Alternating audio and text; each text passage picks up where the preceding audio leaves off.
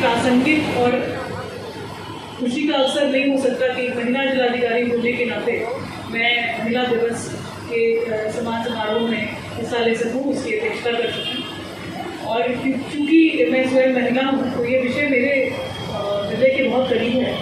किस तरह से हम सब एक महिलाएं एक दूसरे को प्रेरित कर सकें, एक दूसरे को आगे बढ़ने में एक दूसरे के कारक बन सकें, ताकि समाज का उद्धार हो सके। आप सब जानते हैं कि हमारी संस्कृति जो रही है भारत की, उसमें हमेशा से ही नारियों को एक बहुत विशेष स्थान दिया गया है। हम शक्ति स्वरूपा के रूप में माँ दुर्गा को, उनके विभिन्न स्वरूपों को पूजते हैं। यहाँ तक कि जो विद्या देती है माता सरस्वती, वो भी एक देवी के रूप में उनकी पूजा होती है। और बिना शक्ति के यहाँ तक कि महादेव भी पूर्ण नहीं होते। तो हमारी संस्कृति में जब इतना परम स्थान महिलाओं को दिया गया है, तो क्यों ये नौबत आ गई कि हमारे महिलाओं का समाज में कहीं ना कहीं उनका शोषण हुआ, उनको आगे बढ़ने से रोका गया, कि इस तरह से इस कदर तक बच्चियों के साथ, महिलाओं के साथ अन्याय हुआ कि हमें एक अलग दिवस महिलाओं के लिए रखना पड़ा, ताकि हम मिल बैठ के सोच सकें किस तरह से हम इस अन्याय को दूर कर सकें और अपनी बच्चियों को, बेटियों को, महिलाओं को उनका जो हक है वो दिला सकें। ये इस वजह से हुआ शायद क्योंकि पुरुषों ने जब समाज में एक प्रधानता की भूमिका निभाई, तो ये भूल गए कि जो उनके घर में उनकी माता है, उनकी बहन है, उनकी पत्नी है, उसका योगदान परिवार में ही नहीं, समाज में, राष्ट्र में क्या होना चाहिए, उसके अधिकार क्या हैं, उसका हक क्या है। और धीरे धीरे समाज में ये परिवर्तन आने का काम शिक्षा ने किया है, सरकार की नीतियों ने किया है, और एक तरह से एक सामाजिक परिवर्तन धीरे धीरे आया है, जिससे कि ये स्थिति आई है कि हम सब मिलकर बैठ कर हम सबके पास महत्वपूर्ण दायित्व है और हम ऐसी जगह हैं कि हम पूरे समाज को प्रेरित कर सकें। तो इसमें हम अपने समाज के लोगों का, और खासकर जहाँ जहाँ भी हम ने अपनी तालीम हासिल की है, जहाँ हम पैदा हुए हैं, तो सब लोगों की शुक्रगुजार होने चाहिए कि उन लोगों ने हमें, हमारे भाइयों से, हमारे जो पुरुष साथी थे, उनसे कहीं भी कम नहीं समझा। मैं भी अगर इस मुकाम पे पहुंची हूँ तो मैं अपनी सफलता का पूरा श्रेय अपनी माता पिता को देती हूँ, जिन्होंने मुझे अपने भाई के साथ साथ बड़ी सारे अवसर दिए। जो मेरे भाई को मिले वही मुझे भी मिले, तो मैं भी पढ़ सकी, मैं आगे बढ़ सकी। और मुझे लगता है यही चीज़ आप सभी के साथ, सभी महिलाओं के साथ हुई है जो यहाँ बैठी हुई है, कि आप सब एक महत्वपूर्ण दायित्व को निभा रहे हैं। और यही चीज़ हमें ध्यान रखना है कि आज का जो हम बेटी बचाओ बेटी पढ़ाओ का स्लोगन लगाते हैं, ये क्यों लगाते हैं?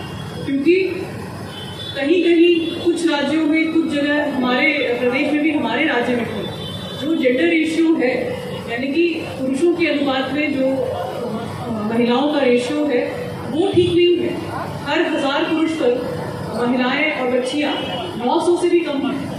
तो कहीं ना कहीं पैदा होने के पहले ही बच्चियों को मार दिया जा रहा है, और यदि वो पैदा हो भी जाती हैं तो उनके शिक्षा, स्वास्थ्य, उनके आगे बढ़ने के अवसर पे उतना ध्यान नहीं दिया जाता है जितना किसी लड़के को दिया जाता है। तो ये तो एक मानव क्रूरता का बहुत बड़ा उदाहरण है। और यदि आपके दिल में जरा सी भी संवेदना है तो आप किसी भी ऐसे समाज में हो रहे दुष्ट प्रक्रिया को रोकने के लिए आपको हर संभव कदम उठाना होगा।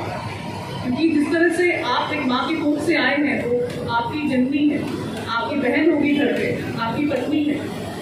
ऐसे लड़की को अगर आप जन्म हो रहा है तो उसको किस तरह आप गर्भ में मारते हैं जो लोग, उनका किस तरह से आप लोग साथ दे सकते हैं?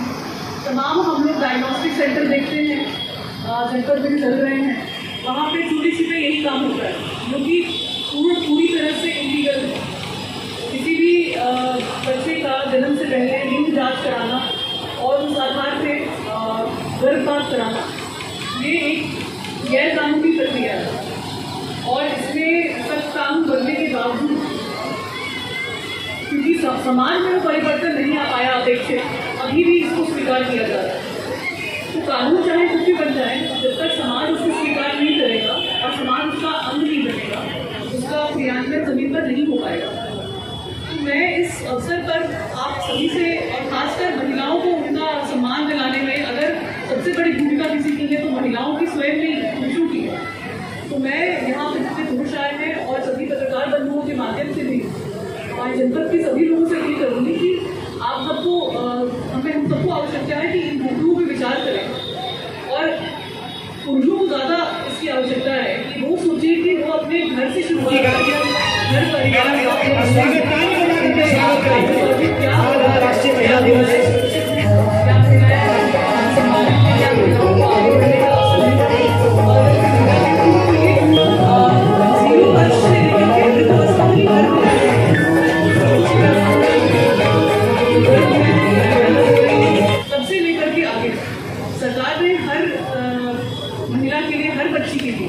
इतनी बढ़िया बढ़िया योजनाएं लागू की। माननीय प्रधानमंत्री जी के सोच से, माननीय मुख्यमंत्री जी की सोच से बेटी बचाओ बेटी पढ़ाओ का स्लोगन दिया गया। तमाम ये योजनाएं लाई गई जिससे कि बेटियां पढ़ सके, उन्हें शिक्षा में भी संपूर्ण अवसर मिल सके और आगे भी वो आत्मनिर्भर हो सके।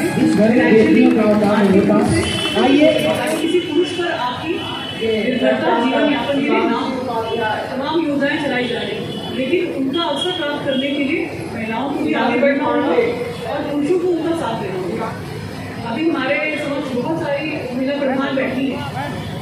महिला प्रधान के चुनाव में, मतलब प्रधानों के चुनाव में आरक्षण महिलाओं के लिए करना ये एक बहुत बड़ी बात है। बहुत लोगों ने तमाम पॉलिटिकल पार्टी है और क्योंकि कहीं न कहीं अगर महिलाएं किया जाएंगी तो पुरुषों का हाथ कम होगा, लेकिन फिर भी ये समझा गया, जाना गया कि अगर महिलाओं को आगे बढ़ना है तो राजनीतिक गतिविधियों में भी उनकी भागीदारी होनी बहुत आवश्यक है।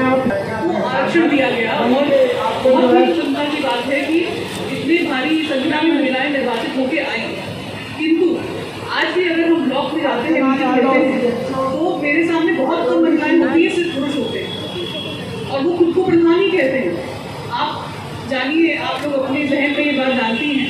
जब उनसे ज़्यादा पूछूं कि भाई आप प्रधान हैं, तो कहते नहीं हम प्रधान जी तो महिला हैं, हम उनके पति हैं।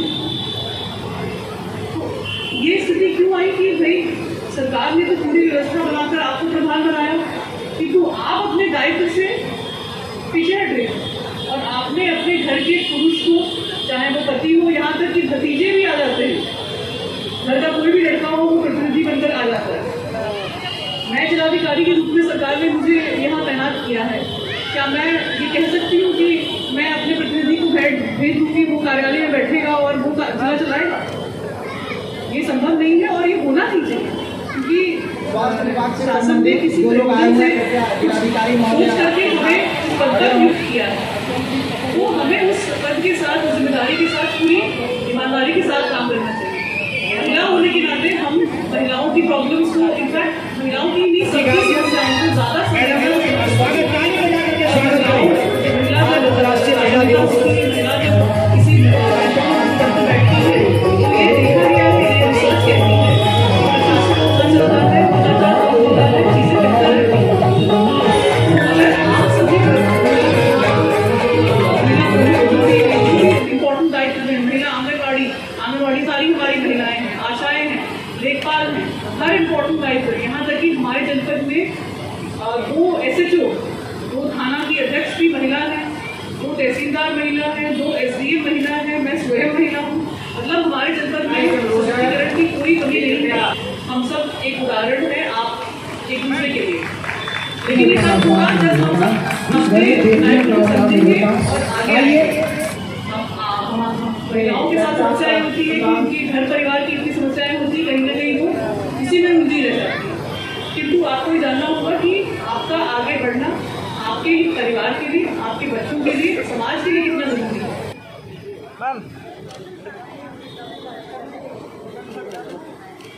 स्वास्थ्य विभाग से संबंधित जो लोग आए हुए हैं कृपया जिलाधिकारी महोदया हमसे जुड़े रहने के लिए हमारे YouTube चैनल को सब्सक्राइब करें। नई वीडियो नोटिफिकेशन के लिए बेल आइकन दबाएं। अगर आप फेसबुक पर देख रहे हैं तो लाइक जरूर करें और ज्यादा से ज्यादा शेयर करें। धन्यवाद।